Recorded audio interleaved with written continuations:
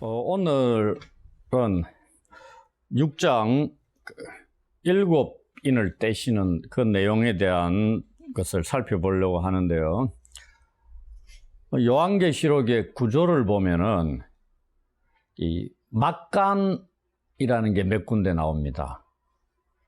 사파 혹은 에피소드, 정상적인 흐름에서 그게 끊어지고 다른 내용이 그 속에 들어가는 거죠. 극과 극 사이에 뭔가 다른 내용이 들어감으로써 그게 흐름 속에 완전히 방해를 일으키는 것도 아니면서 그게 의미들을 뭔가 담으려고 하는 그런 메시지도 포함되어 있고 이런 것들이 있는데, 요한계시록에 그러한 막간 혹은 에피소드들이 몇 군데 있습니다. 그 6장부터 시작되는 그 7인 재앙 심판에서 6인 심판이 끝나고 7번째 인 심판 내용이 나오기 전인 이 7장이 그렇습니다. 7장 전체가 7인 심판 내용이 아니고요, 14만 4천 명의 내용이 나옵니다. 이러한 것은 여기만 있는 게 아니고요, 10장 1절부터 11장 14절에 두 번째 막간 내용이 나오는데 두 증인 이야기 나옵니다. 그 다음에 12장에서 14장, 이번엔 좀 길죠. 세 번째 막간의 내용이 또 나옵니다. 우리 예수님 탄생부터 그런 거 나오죠. 용이 죽이려고 하는데 그런 내용들이 12장부터 쭉 이어진, 이것도 에피소드 사파 혹은 막간의 내용입니다. 저도 오늘 쭉 지금까지 요한계시록을 5장까지 말씀을 전해왔는데, 개인적인 이 막간의 시간을 가졌으면 합니다. 오늘부터 사실 본격적으로 7인 심판 내용을 살펴봐야 되는데, 곁길로 잠시 빠지려고 하는데 완전한 곁길은 아니고, 요한계시록 이 6장부터 본격적인 이 계시의 내용들 해석하는 데 있어서 사실 상당히 어려운 내용들을 살펴보게 됩니다. 그러다 보니까 그 내용을 살피는데 뭔가 조금 쉽지 않고 어려운 부분들, 또 고민되는 부분들, 그러한 것들이 사실 많았습니다. 그러다가 나름대로 또 깨닫게 하신 내용들이 한두 가지 있어가지고 이 부분을 먼저 말씀을 드리고 이제 6장부터 또 다음 주부터는 살펴봤으면 합니다. 우리가 요한계시록을 쭉 살펴보면서 서론을 4번에 걸쳐서 다뤘습니다. 그 중에 하나가 뭐냐면은 요한계시록을 해석하는 방법이 다양하다, 이렇게 말씀을 드렸습니다. 과거주의적 해석부터 개혁주의적 해석에 이르기까지 한 5가지 해석 방법에 대해서 말씀을 드렸습니다. 기억이 가물가물 하시겠지만은, 왜냐하면은 그 해석적 관점에 따라서 본문을 보는 게 달라진다는 얘기입니다. 그 다음에 우리가 또 다른 뭐냐면은 천년왕국에 대한 해석들이죠. 무천년주의, 역사적 전천년, 세대주의적 전천년, 후천년, 이런 해석 방법에 따라서 그거는 천년왕국을 어떻게 해석하냐에 따라서 달라지는데, 그것으로 인해서 해석이 달라지는 겁니다. 그 두 가지 틀로 인해서 요한계시록을 학자들이 해석하는 내용들이 달라집니다. 그게 본격적으로 이제 우리가 4장에서도 살펴봤죠. 세대주의적 전천년주의자들은 4장에 교회가 휴거되고 5장부터 계속 이어지는 환란기에 교회가 환란을 그치지 않는다, 이래 얘기하는, 그것도 대표적인 것이었고, 오늘 6장부터 살펴보게 되는 6장부터 10 몇 장까지입니까? 우리가 16장인가 18장까지 이어지는 3중 심판 있죠. 7가지 인, 7가지 나팔, 7가지 대접 심판, 이 내용들이 심판의 내용들인데 이것 속에서도 해석의 내용들이 다양하고요. 특히 오늘 우리가 이제 읽었던 이 내 생물이 오라고 하는 데서 나오는 그 네 가지 말탄자들 내용 중에 첫 번째 흰말탄자가 누구냐, 뭐 이 부분에 대해서도 굉장히 말들이 많습니다. 그래서 이러한 것들을 그냥 해석하는 게 아니고 나름대로 털들을 가지고 해석을 하다 보니까 다르게 나타나는데, 이제 이러한 부분 문제들에 대해서 이제 고민을 하면서 우리는 어떠한 생각을 가지고 이런 계시의 내용들을 살펴봐야 되느냐, 뭐 그거에 대해서 나름대로 깨달은 바에 대해서 말씀을 드리려고 합니다. 지금 요한계시록은 성경이 총 몇 권이 있냐면 66권입니다. 근데 요한계시록 앞까지가 65권이죠. 그리고 우리가 요한계시록에 보면서 우리가 어디에서 보았냐면 이 5장에 보좌에 앉아 계시는 여호와 하나님, 성부 하나님의 손에 올려져 있는 두루마리, 7가지 봉인이 되어 있는 두루마리에 대해서 봤습니다. 그리고 두루마리를 펼치고 인을 떼기에 합당하신 분이 일찍 죽임을 당하신 어린 양 대신 예수님이셨습니다. 그럼 이 두루마리 책이 4장까지는 안 열렸죠. 안 열렸다는 얘기입니다.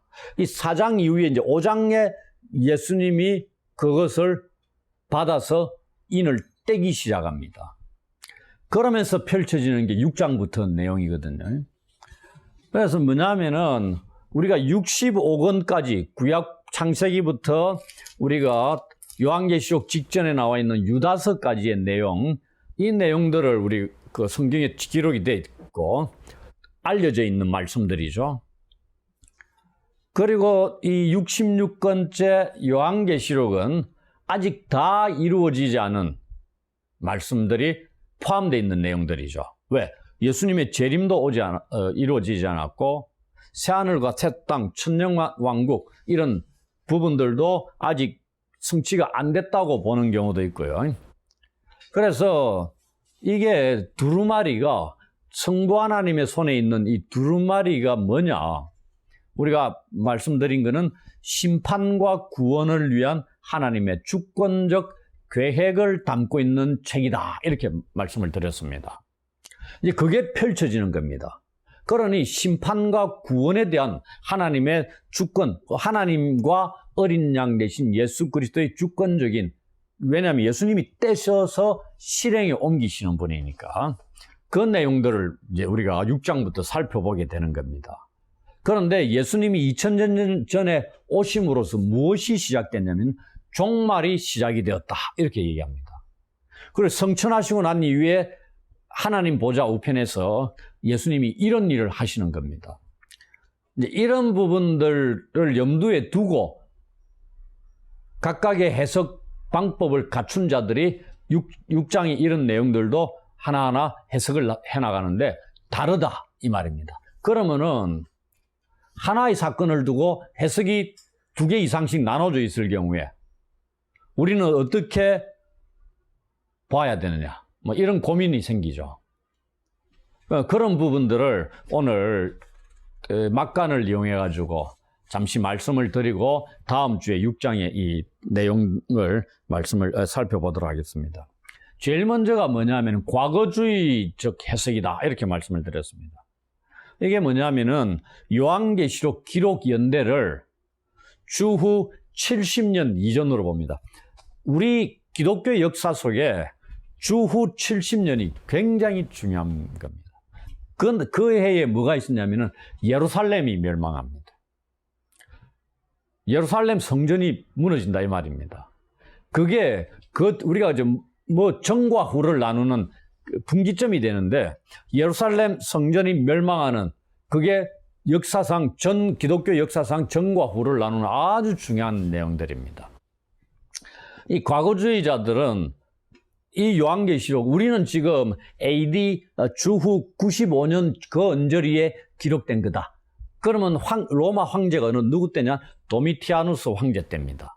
그런데 과거주의적 해석을 주장하는 자들은 AD 70년 이전에 기록된 걸로 봅니다. 그러면 뭐냐면은 예루살렘 성전이 예루살렘이 멸망하기 전에 요한계시록은 이미 기록이 됐다. 이렇게 합니다. 왜 이게 중요하냐면은 과거주의 자들은 요한계시록의 거의 대부분의 내용이 다 과거에 성취가 됐다. 이렇게 본다는 얘기입니다. 그 내용이 요한계시록이 쓰여질 당시 그 당시 이전하고 그다음에 그 당시 언저리에 거의 다 이루어지는 거다 이 말입니다. 그래서 철저히 이 소아시아 7교회 그리고 AD 70년에 일어나는 예루살렘 멸망 뭐 이런 부분들 그런 걸 집중적으로 다루고 있다 이 얘기입니다. 그리고 그 당시 시대적인 배경과 밀접한 관계를 갖고 해석을 한다. 거의 대부분의 내용들을. 그래서 AD 66년 혹은 65년에서 66년 이 언저리에 요한계시록은 기록이 되었다. 뭐 이래 얘기합니다. 그러면서 뭐냐면은 그 요한계시록에 나오는 큰 성 바벨론이라는 게 나옵니다. 이 바벨론을 누구로 해석하냐면은 유대인들로 해석합니다. 로마도 아니고. 그래서 기록 목적도 딱 달라지는 거죠. 기록 목적이 뭐냐면 기독교인들을 박해하는 주동자들이 누구냐면은 유대인들입니다. 그 유대인들에 대한 심판의 내용입니다. 그러니 유대인들에 대한 심판 중에 최고의 것이 뭐겠어요? 예루살렘의 멸망입니다. 그런데 95년 언저리에 했다면 예루살렘 성이 멸망된 건 벌써 25년 전입니다. 이루어지지 않은 일이 아니고 이미 25, 6년 전에 이루어진 일입니다. 예루살렘 멸망. 근데 과거주의자들이 얘기하는 것은 예루살렘 멸망이 곧 임박한 환란으로 보는 겁니다. 하나님의 심판으로. 완전히 다르죠. 이렇게 해석이 달라진다는 얘기입니다. 그래서 이 요한계시록에 언급되고 있는 이 마지막 심판의 내용들은 주로 누구와 관련되어 있냐면 이스라엘과 관련되어 있다 이렇게 얘기합니다. 유대인들과 관련되어 있다. 그들에게 집중적으로 관심을 두고 해석을 해나가야 된다. 이런 내용을 말씀을 하고 있는 겁니다. 그게 과거주의자의 해석인데 그들 중에 이 6장 1절에 그러면은 인을 떼기 시작하면 그 심판이 어떤 심판이다? 예루살렘에 대한 심판이 시작된다. 이렇게 보는 겁니다. 6장 1절부터. 그러면서 2절에 흰말을 탄 자, 흰말을 탄 자를 그리스도로 보기도 합니다. 그리스도. 이 부분은 다음 주에 가가지고 제가 이 흰말을 탄 자가 누구를 가리키느냐는 구체적으로 더 말씀을 드리겠는데 오늘은 다양한 견해, 특히 이 부분은 두 가지 견해가 완전히 나뉘는데 이 그리스도를 가리키는 것으로 해석을 한다는 얘기입니다.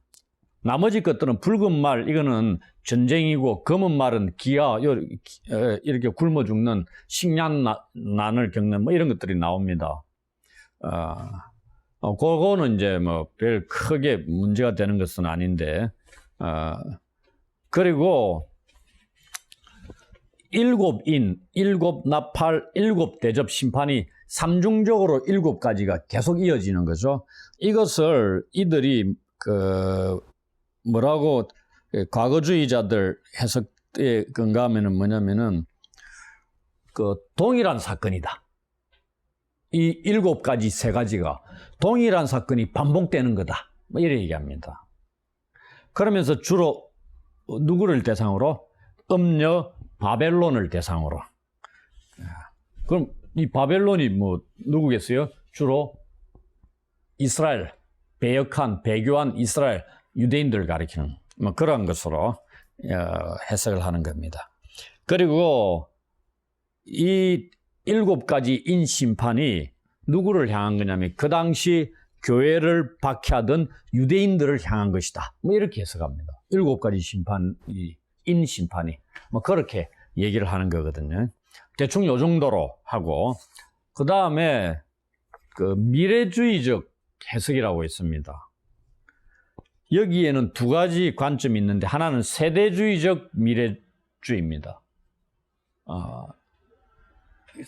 아까 얘기했듯이 그 역사적 전천년주의, 세대주의적 전천년주의 뭐 이런 얘기도 했죠. 이 세대주의가 언급되고 있는 입장인데, 이들의 세대주의적 미래주의의 입장이 어떻느냐면은 요한계시록에 나오는 예언을 그냥 문자적으로 해석을 하는 겁니다. 문자적으로 그대로 받아들이는 겁니다.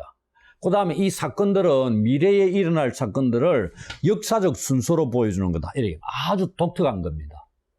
거의 대부분의 학자들이 요한계시록에 나오는 이 환상들은 역사적인 순서를 나타내는 거 아니다. 이렇게 얘기합니다. 역사적인 순서가 아니고 무슨 순서냐면은 요한에게 보여준 환상을 보여준 순서다. 대신 역사적인 순서는 아니다. 그 얘기를 합니다. 그러니 이 7인 7나팔 7대접이 같은 사건을, 같은 심판의 내용들을 반복하는 거다. 이렇게 얘기해요. 반복하면서 강화시켜 나가는 거다. 이렇게 얘기합니다. 그것도 이제 우리가 앞으로 계속 살펴보겠고, 세대주의적 미래주의자들은 이 4장에 사도 요한을 하늘로 올라오라 이래 할 때 이미 교회가 휴거하는 것으로 보는 자들입니다. 그리고 교회가 휴거하고 난 뒤에 땅에 7년 환란이 임하는 거고, 그리고 적그리스도가 통치를 하는 거고, 뭐 이런 내용들입니다. 그래서 교회는 환란을 당하지 않는다. 뭐 이렇게 얘기하는 겁니다. 대충 그 정도. 그래서 이 흰말을 탄 자는 적그리스도다. 이렇게 얘기합니다. 과거주의자 중에 혹자는 이 흰말을 탄 자를 그리스도로 봅니다. 그런데 세대주의적 미래주의자들은 이 흰말을 적그리스도로 봅니다. 흰말을 탄 자를. 완전히 다르죠.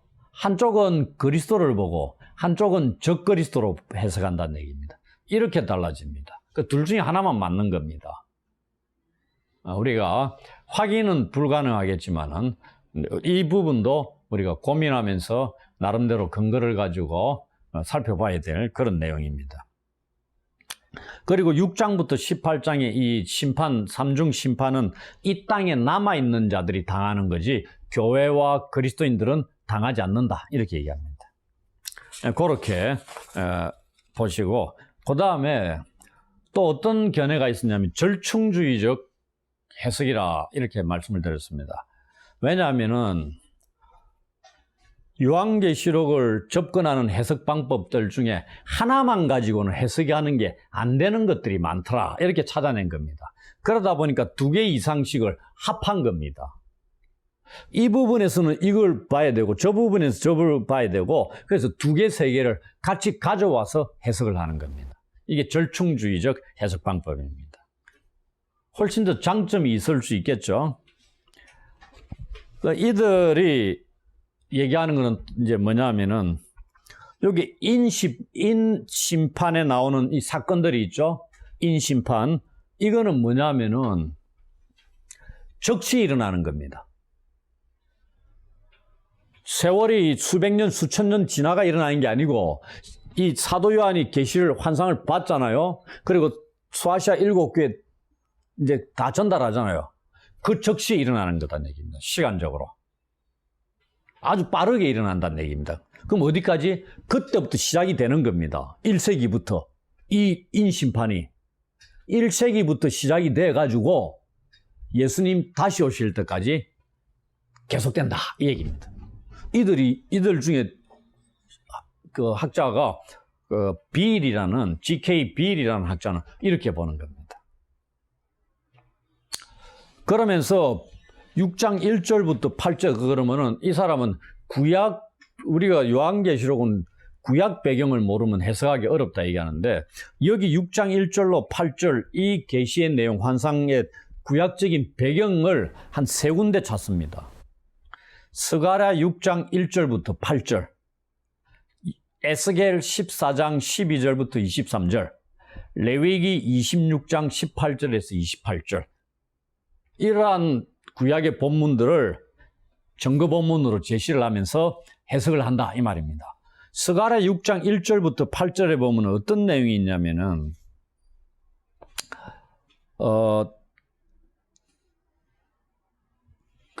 우리 하나님께서 이 각기 다른 색상은 조금 순서는 다릅니다. 스가랴서, 에스겔서 보면은 여기에는 흰색이 먼저 나오고 그 다음에 두 번째가 붉은 말이 나오고 셋째가 검은 말이 나오는데 구약을 보면은 요 순서는 좀 달라요. 내생물이 나오긴 나옵니다. 근데 순서는 조금 다른데 그거는 그렇게 큰 문제는 아니다 이렇게 얘기합니다. 그러면서 이 각기 다른 색상을 가진 네 부류의 말에게 여호와 하나님께서 명령을 합니다. 무슨 명령을 하면 땅을 순찰하라 이럽니다. 순찰해가지고 하나님의 백성을 억압하는 땅의 족속들을 처벌하라고 명령을 합니다. 그래서 이 네 생물을 보내가지고 땅을 쭉 돌아다니게 해가지고 이스라엘 백성들, 하나님의 백성들을 억압하는 이방 민족들이나 그들에게 심판을 가하라는 그런 명령을 내리는 게 이 본문입니다. 그럴싸한 구약의 배경입니다. 에스겔서 14장에서는 또 뭐냐면은 환란에 대한 내용인데 여기에 양식이 부족하고 기근이 일어나고 사나운 짐승에 대한 것, 칼에 대한 것, 전염병과 죽음에 대한 환란이 나옵니다. 오늘 우리 본문들 보면 그리 나오죠. 네. 그러면서 에스겔서에서 나타나는 환란의 목적은 뭐냐면은 이스라엘 안에 의로운 남은 자는 연단을 통해서 순결하게 하고 믿지 않는 많은 자들은 처벌하는 데 목적이 있다. 이렇게 되어 있습니다. 이런 것들을 증거 본문으로 제시하는 것은 여기에 있는 일곱 인에 대한 심판의 의미가 무엇인가를 얘기하자는 겁니다. 하나님을 잘 믿는 의로운 자들은 환란을 통해서 좀 더 연단을 해가지고 순결하게 하는 거고 하나님을 믿지 않는 자들은 그냥 처벌해버리는 심판하는 이게 구약 에스겔서에 나타나 있는 이 환란의 목적이다 이런 얘기입니다. 그것이 오늘 6장 7인의 목적도 거의 동일하다 이렇게 보는 게 이 절충주의 해석을 하는 비일의 해석이라는 얘기입니다.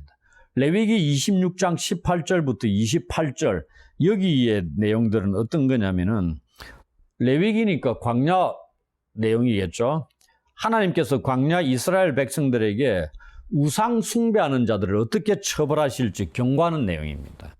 그래서 하나님은 4번에 걸쳐서 심판을 행합니다. 그리고 각 심판은 7가지 처벌로 이루어져 있습니다. 그리고 갈수록 이전보다 처벌의 강도가 강해지고 있음을 알 수 있습니다. 7인, 7나팔, 7대접과 비슷한 성격의 심판으로 볼 수 있습니다.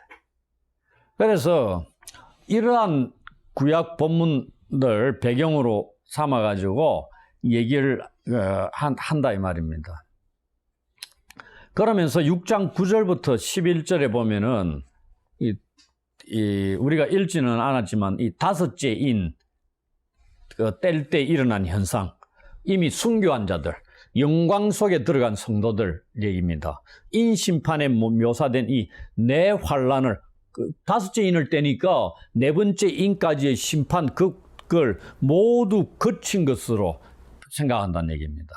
그리고 여기서 벌어지는 이 환란은 어느 한 시기가 아니고 교회 시대 전체 기간에서 일어난 것으로 얘기합니다. 말씀드렸죠. 이 사도 요한 당시부터 해가지고 예수님 다시 오실 때까지 전 기간을 다 가리키는 겁니다. 그걸 암시하는 것으로 해석을 한다 이 얘기입니다. 그리고 이 요한계시록 6장 1절부터 8절에 이 말들 나오죠. 네 말들. 이 말들은 그리스도께서 세상 전역에서 벌어지고 있는 자연적이고 정치적인 재앙은 그리스도인을 박해하는 비신자들을 심판하기 위해서 행하는 심판이다. 그러면서 또한 자기 백성의 정당성을 입증하기 위해 일으키시는 일이다. 이렇게 얘기합니다. 그러니 이 심판의 대상들이 누구다고요? 하나님의 백성들도 있고 믿지 않는 하나님의 백성들을 박해하는 그러한 불신자들도 있고 다 포함하는 것이다. 이런 내용입니다. 아까 그 세대주의적 미래주의자들은 뭐라고 얘기했죠? 사장 이후에는 교회는 휴거되고 난 뒤이기 때문에 이 땅에서 당하는 7년 대환란을 그리스도인들은 겪지 않는다. 이렇게 얘기하잖아요. 근데 이 사람은 아니다. 불신자들도 겪고 그리스도인들도 겪는 환란이다. 이렇게 본다는 얘기입니다. 완전히 다르죠. 이 부분도 우리가 읽어나가면서 풀어내야 될 문제입니다. 그리고 여기에 2절에 흰말 탄자를 누구로 이들을 보냐면은 그 흰말 탄자를 그리스도로 보는 거는 요한계시록의 흰색 사용된 거는 전부 다 나쁜 의도로 사용된 게 없다 이 말입니다. 그 다음에 그 뒤쪽에 보면은 흰말 탄자가 예수 그리스도가 흰말을 타는 것으로 나옵니다. 그래서 이 과거주의자들, 그리스도로 보고 있는 자들은 이 흰말 탄자를 그리스도로 본다 이 얘기입니다. 그런데 이 절충주의 주장하는 빌 같은 경우는 흰말을 탄 자는 사탄의 세력이다. 왜냐하면은 고린도후서 11장 14절에 보면은 그 흰색은 그리스도를 모방한 거다. 패러디한 거다. 이 말입니다. 그러므로서 그리스도인들을 속이고 의인인 척 위장하려고 애쓰는 것을 가리킬 때 흰색 쓰인다. 이렇게 얘기합니다. 그래서 여기는 흰말을 탄 자는 신자들을 영적으로 패배시키고 억압하려고 밑이 날뛰는 사탄의 세력들을 나타낸다. 이렇게 얘기합니다. 그 근거가, 제시하는 근거가 뭐냐? 근거가 있어야 되겠죠? 이 사람이 스가랴서를 인용을 했다 그랬죠. 세 가지 구약 본문 중에 스가랴서 6장을 인용했는데 거기에 보면은 말들이 네 부류의 말들이 한 집단으로 묶여져 있습니다. 동일한 목적을 띠고 파견이 된다 이 말입니다. 그러니 오늘 본문에도 이 네 말이 같은 목적을 띠어야 된다 이 말입니다. 근데 첫째 말은 그리스도를 나타내고 둘째, 셋째, 넷째는 심판에 대한 악한 도구로 쓰이는 자들이다. 이렇게 보면은 좀 어렵지 않느냐 얘기입니다. 그 다음에 계시록 12장, 13장에 보면 사탄을 광명의 천사처럼 그리스도를 패러디함으로써 사람을 속이는 자로 묘사가 되고 있습니다. 그 다음에 요한계시록의 이 일곱 나팔, 일곱 대접 심판도 보시면은 조금 구체적으로 들어가는 건데 여기도 인도 마찬가지지만은 앞에 네 가지와 뒤에 세 가지가 조금 다릅니다. 여기에 네 가지 인 뗄 때 하고 네 나팔, 네 대접 심판은 좀 내용들을 보면은 평행적인 성격을 띤 심판의 내용들입니다. 그래서 이 말탄 자도 이 악한 세력으로 봐야 된다. 이렇게 얘기합니다. 그러면 머리에 관을 쓴 거는 9장 7절에도 마귀가, 이 마귀의 대행자가 머리에 관을 썼다. 이렇게 나옵니다. 머리에 관을 쓴 게 꼭 승리의 관으로 예수 그리스도만이 쓰시는 것이다. 이렇게 볼 필요는 없다. 이렇게 얘기합니다. 그 다음에, 그리스도의 이름으로 와서 이 미혹시키는 우리가 거짓 그리스도, 적 그리스도라 그러죠. 거짓 선지자들에 대한 예언은 이 사건에 대한 이 공간복음서에도 종말론 강화가 나옵니다. 마태복음 24장, 마가복음 13장, 누가복음 21장 이런 데 나오는데 거기에 보면 예수님의 재림이 있기 전에 이 말 화가 언급이 되는데 그 화 가운데 첫 번째 것으로 언급되는 게 뭐냐면 적 그리스도와 거짓 선지자의 내용입니다. 그러니 이것도 이 그리스도가 아니고 이 적 그리스도로 사탄의 세력으로 보는 게 옳지 않느냐 이런 내용을 하고 있는 겁니다. 대충 무슨 내용인지 뭐 좀 아시겠습니까? 또 다른 해석 방법이 뭐냐면 뭐 개혁주의적인 해석 방법이라 하는데 뭐냐면 성경은 성경으로 해석해야 된다 이렇게 이야기도 합니다. 그래서 뭔 말이냐면은 요한계시록을 볼 때든 다른 성경을 볼 때 미리 내가 틀을 갖추고 들어가면 안 된다 이 말입니다. 아니, 성경이 말씀하시는 거 그대로 받아들이고 그대로 쫓아가야 되지, 내가 뭐 과거주의 해석을 가지고 내가 절충주의 해석 가지고 미래주의적인 해석 방법을 가지고 내가 이걸 가지고 그 틀을 가지고 해석 방법을 가지고 본문을 쫙 해석하는 것은 아니고, 그 있는 그대로 쭉 해석해 나가다 보면은 성경이 알려주는 그것을 쫓아서 받아들이고 반응하고 받아들이고 반응하고 성경이 말하는 말을 성경을 따라 해석해 나가야 되는 그런 입장으로 취해야 된다. 이게 개혁주의적인 입장이다. 뭐 이런 내용을 하기도 합니다. 이렇게 다른 성경도 그렇지만 특히 요한계시록은 해석하는 데 있어서 너무나 다양한 방법, 틀을 가지고 접근을 하고 있습니다. 그러다 보니까 내용들도 많이 달라지고 다양해지는 겁니다. 그러니 성도들이 요한계시록을 읽고 깨닫는데 더더구나 어렵고, 설교를 들어도 이 목사 저 목사 다 내용들이 막 다르게 해석을 하니까 너무 혼란에 빠질 수도 있다 이 말입니다. 진짜 우리는 조심을 하면서 이 본문을 살펴가야 됩니다. 일단 우리가 5장까지는 우리가 지난주까지 했고, 이제 6장부터 이렇게 갈라지는 해석 방법이나 틀에 따라서 다양한 해석들이 나오는데 과연 어떻게 받아들여야 되느냐, 이런 부분들을 고민하면서 우리가 풀어가야 될 숙제입니다. 오늘 이 막간의 시간을 통해서 한 가지 정리하고 넘어갔으면 하는 것이 있습니다. 현재 일어나고 있는 이 코로나19, 이걸 비롯해 가지고 오고 오는 역사 속에서 일어났던 온갖 재앙들이 많습니다.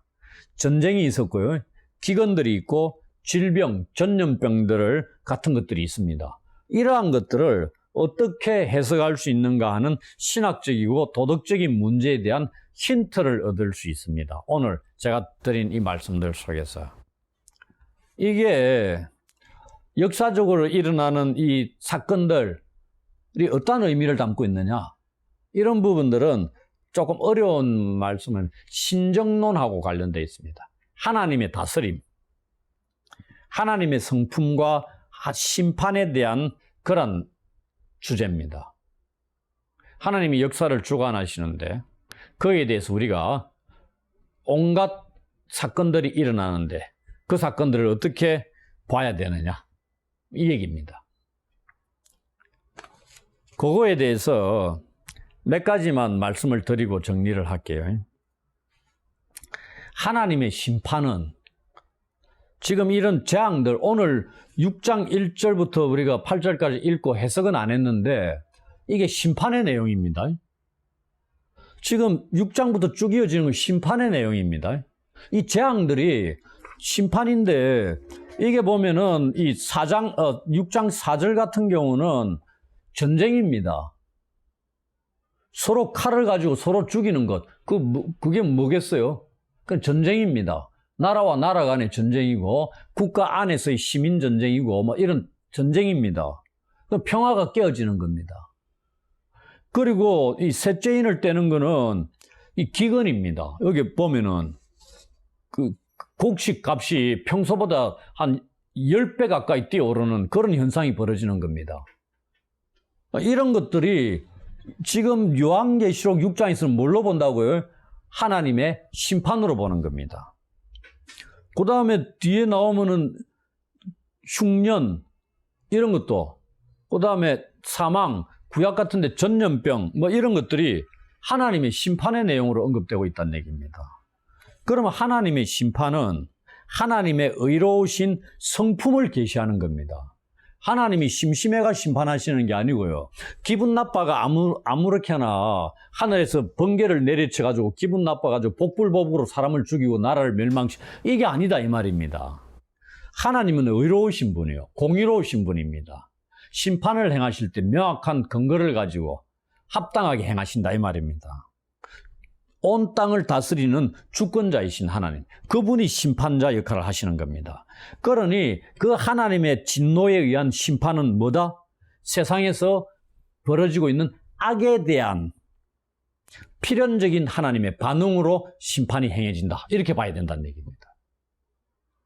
그럼 오늘날 벌어지고 있는 기근, 전쟁, 살인,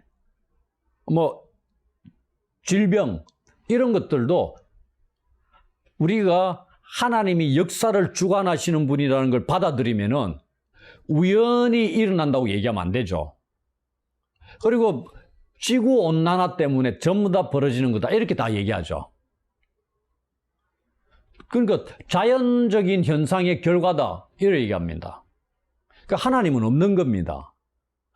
지구상에 일어나는 모든 재앙들에 대해서 하나님을 배제하고 평가를 하고 일반적으로 얘기를 하는 거죠. 그럼 그래 되면은 이 우주 만물, 특히 좁게는 지구를, 이 땅을 다스리고 통치하신 하나님의 주권에 대해서 우리가 인정을 안 하는 겁니다.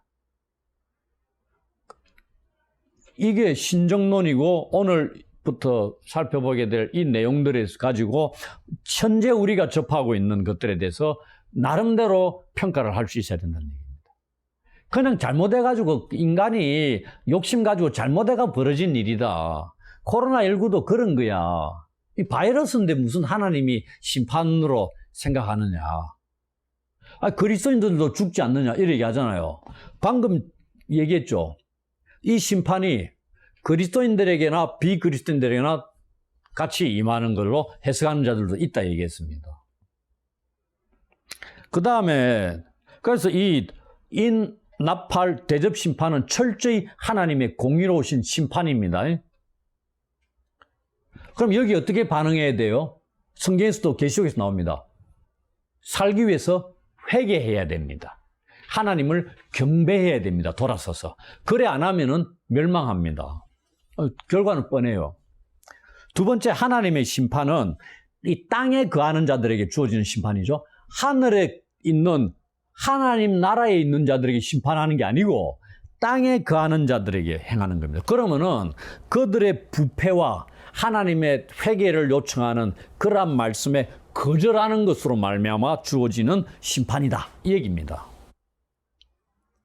그러니 온 세상 각각 나라의 악한 행위에 따라서 하나님이 심판하신다 이 말입니다. 그러니 우리가 가끔 뉴스상으로 어떤 나라가 큰 환란에 당했고 어떤 나라가 막 위기에 처했고 죽어가고 막 이런 것들을 볼 때 그냥 우리는 안타깝죠. 아무 이유 없이 막 죽어가는 것 같은.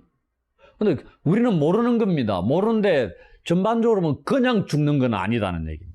하나님의 섭리하에, 하나님의 주권하에 진행되는 거다. 근데 사람이 막 죽고 이러는 것들이 하나님께서 기분 좋아서 선한 의도로 막 죽이고 막 이런 건 아니다 이 말입니다. 그런 것들을 우리가 염두에 둬야 되는 거죠. 그래야 우리가 회개할 바는 회개하고 하나님을 경배해야 되는 그런 기본적인 자세들을 갖출 수 있는 겁니다. 그냥 자연재해인데 뭐 그래서 지구 온도만 낮추면은 그냥 살 수 있어. 이렇게 대응하면 안 된다는 얘기입니다. 그런 것들을 기억해야 되고요. 그 다음 세 번째, 하나님의 심판은 하나님의 의로우신 공의를 시행하고 이때 죄는 파멸을 자초하는 겁니다. 그 요한계시록에서 심판의 원리가 있습니다.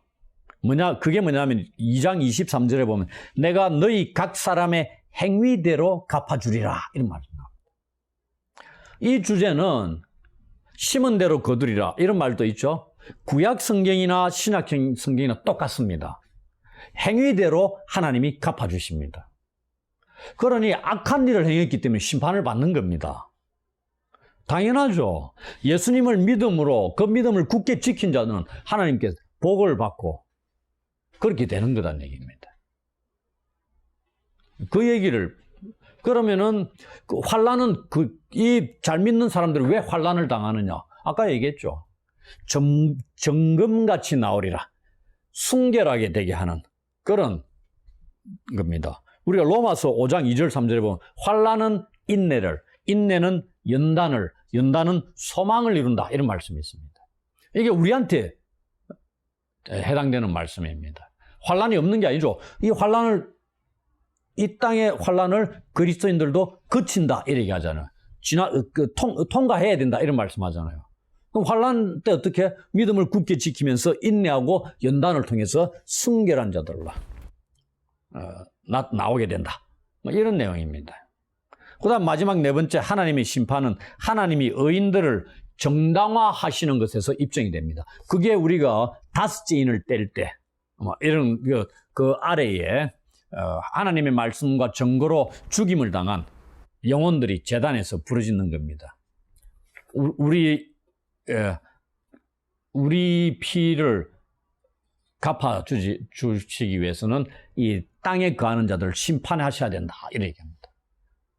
이러한 먼저 죽임을 당한 순교한 자들의 그 부르짖는 기도가 하나님의 공의로우신 심판을 행하시는 요소 중에 하나다. 이렇게 그는 계시록을 통해서 확인됩니다. 이미 순교당한 자들이 얼마나 많아요. 예수님 당대 그 초대교회 때부터 2000년 교회 역사 속에서 순교당한 자들이 너무나 많습니다. 그들이 제단 아래에서 부르짖는 겁니다. 우리를 신원해달라 이라는 겁니다. 조금만 더 기다리라. 수가 찰 때까지 이래 말씀하시면서 이들을 위로하시고 그 다음에 또 이들에게 피를 흘리게 만든 핍박자들에 대해서 하나님께서는 심판을 행하시는 그겁니다. 갚아주신다 이 말입니다. 그리고 순교당한 자들은 정당하다 인정해 주시는 그러한 내용들이 심판을 통해서 확인을 하게 된다 이 얘기입니다. 이런 내용들을 담고 있는 거거든요. 우리는 온 우주 만물을 다스리는 하나님과 어린 양 대신 그리스도의 주권을 철저히 인정해야 됩니다. 세상에서 일어나는 모든 재앙들은 하나님의 허락 없이는 일어날 수 없다는 것도 인정해야 됩니다.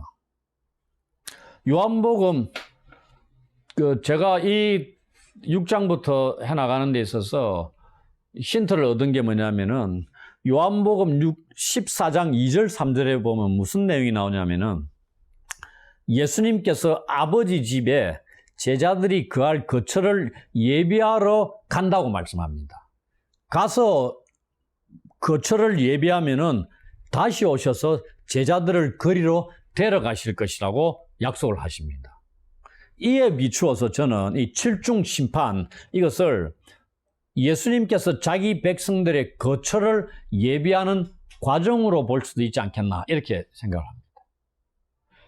이 심판이 끝나면은 그 거처가 완성이 된다고 생각을 할 수 있죠. 그러면 예수님 다시 오시는 겁니다. 우리가 계시록을 보면은 나오죠. 이 심판이 끝나고 예수님의 오심, 재림 이런 내용들이 나오니까요. 그래서 요한복음 14장 2절 3절 그 내용을 통해서 그래서 악을 제거하고 하나님의 백성들이 안식을 누릴 수 있게 하는 그 과정이다. 이렇게 보기도 합니다. 그래서 요한계시록을 통해서 우리가 알 수 있는 것은 그러한 재앙들이 하나님의 심판의 내용들이라는 것입니다. 그리고 이 환란에는 이중 목적이 있다는 것도 알아야 됩니다. 의롭고 신실한 자들은 환란으로 인해서 연단을 받아 순결하게 되지만은 우상 숭배를 통해서 세상과 타협하고 그리스도에게 충성하지 못하는 자는 동일한 환란을 통해서 심판을 받을 것이라는 것도 알려주고 있는 내용의 말씀입니다. 그래서 이러한 몇 가지 내용들을 두고 다음 주부터 요한계시록 6장의 말씀들을 살펴보도록 하겠습니다.